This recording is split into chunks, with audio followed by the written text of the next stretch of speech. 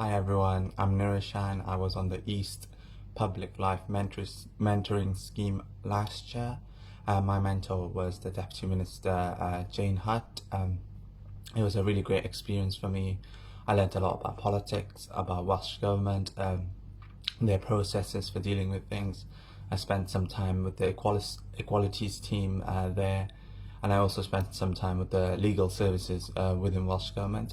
It was a great experience, really valuable in terms of learning about how Welsh Government works, how the legal team operate, but also about public life and public appointments in general.